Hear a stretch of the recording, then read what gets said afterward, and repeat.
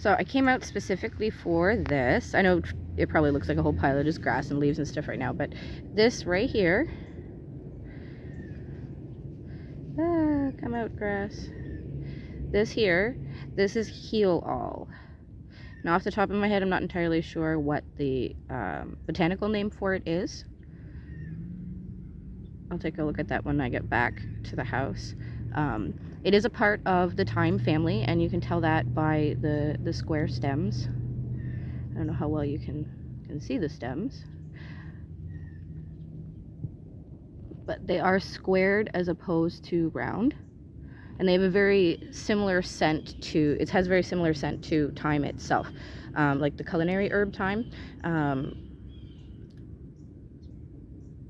So there you go. Beautiful, beautiful, beautiful. I collect this at 3 different times of the year. I collect it in early spring when it's low growing, which you can actually see it actually is quite low growing. It's underneath some sumacs here. But when it's just tiny, tiny, tiny, tiny, and it's bright, bright, bright green, I collect it then because it's got a nice peppery, fruity, almost citrusy flavoring to it. So it's great in teas. I also collect it when it's in bloom, so it has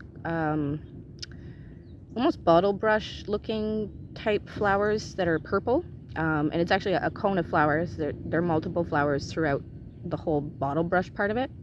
And then I collect it again now in the fall when it's nice and woody and thick and the leaves are full and robust. So when I get back to the house, we'll go over a little bit more about this lovely plant. I moved down a bit to collect from a different patch, and I found some in late season blooming. See how it's kind of like a bottle brush with lots of little tiny purple flowers? I don't know how well you guys can see that, but there's even some back here in seed. I know it's bright, sorry. So there we go. Alright, so I'm back home. Yay, and I got my basket full of Healall. I thought I'd do 2 plants with you in this video, just because they have very similar properties and they're used interchangeably often as well as together. So the first one that we will look at is the Pernella Vulgaris, which is the Healall that we had, that I went and got today, that I showed you in the first part of the video there. Okay, so again, it's Pernella Vulgaris. It's also known as self-heal, Healall, allheal, that kind of stuff.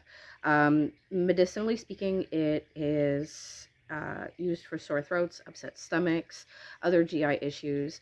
I add it to pretty much everything when it comes to medicinal uses. So cough syrups, cough drops, which I actually make quite often. I make honey cough drops. This is part of it. I steep it in either oil or the water. I'll make an infusion with it, so I'll boil it in the water for a while until it reduces to a certain amount, and then I add that to the candies themselves.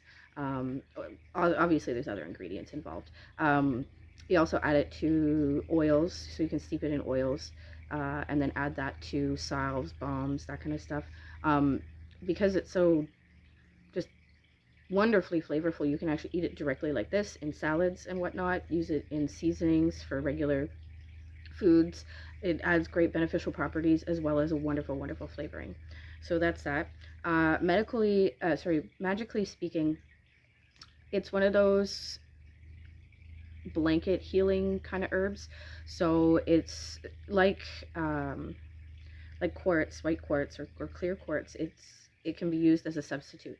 So if you don't have certain herbs, certain healing herbs that a spell is calling for, or that you'd prefer to use, you can use this, because it's a spell booster, it's a purifier, it's a cleanser, it's a healer, as you know from its medicinal properties. It's used for healing, for bath rituals, for healing the mind, body, and spirit. It also is often used for initiation spells. So when you're bringing someone in, or when you're trying to help them with their own personal spiritual growth, this is often included in that. So that is Pernella Vulgaris. The other one, which you saw if you'd watched one of my previous videos, my unpacking from my foraging trip videos, I always get lots of grass. Lots of grass. Especially when picking these guys, because I pull it right out. So this is Plantain. Okay, it's also Plantain. It's called Plantago Major. You gotta be careful that you do get the broadleaf plantain. This is not like the bananas plantain, not the same thing. This is low growing. It often grows in unsprayed places, so it grows in my backyard, literally in my backyard, and that wasn't me seeding it this time, but I do usually seed for it. That's why one of the reasons I picked the entire plant. The other reason is the whole plant is good, so I'll often just add this whole plant right into a steeping formula, either dry or fresh. It doesn't really matter. So I haven't rinsed it really well like I'd like to. I just did the initial half-hour soak to get rid of the bugs and the dog yuck and all of that kind of stuff. So anyways, it's called plantain. It's also been referred to as white man's footprint, because the seeds themselves are from Europe and Asia, so they came over with settlers on the bottoms of their shoes. So they literally stuck to the bottoms of their shoes and they were carried over here. So it's medicinal properties, so very much like Healall, it's used for pretty much everything. I know in some ritualistic aspects, when you're trying to determine the validity of somebody's claim when it comes to being, now again, this is somebody else's beliefs, but when it comes to being part of the Fae, or one of us, as they refer to it as, one of the tests is to rub poison ivy on your skin. If you react, you're not considered one of them. If you don't react, then hey, I guess you are. This is coming from a friend of mine, and their belief systems and what they follow. But anyways, that being said, plantain can be actually masticated, so you can literally just pick it out of the ground, chew it up, and then apply it directly onto the skin for poison ivy, poison oak, stings, bites, mild burns, scalds, that kind of stuff. Just add the saliva, just by masticating it and wetting it, you're releasing the tannins and the anti-inflammatories that are present within the actual plant itself. For its magical uses, again, for medicinal, I add it to pretty much everything, especially, again, interchangeable with Healall when it comes to medicinal. Actually, one thing that I do use it for is UTI infections. So sometimes it gets to a point where cranberry doesn't work as well as you need it to. You need something stronger. So I'll make a tea and it includes plantain because it's really good at flushing out system. So for the magical properties, it is used obviously in healing spells and whatnot. It's also used in protection spells, and in order to gain strength and prevent weariness and accidents. So because it's got a lot of really good vitamins and minerals stored in it, it gives you a boost, right? So it's that giving of strength, right? That preventing of weariness.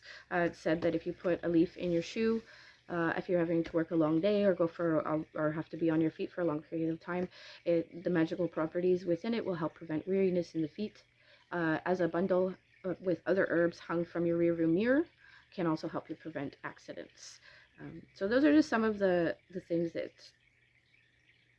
that these wonderful herbs do. Again, this isn't everything, right? Obviously, there are practices out there that are far different from the ones that I've learned. And also, I'm not a doctor, not a medical advice. These are uses that I have researched, that I have done myself, that I've been taught myself. Okay, not a doctor. Not responsible if you decide to do something and if you pick the wrong ingredients. Just let that be known. As always, feel free to email me. It's in the bottom there, and then we'll see you later.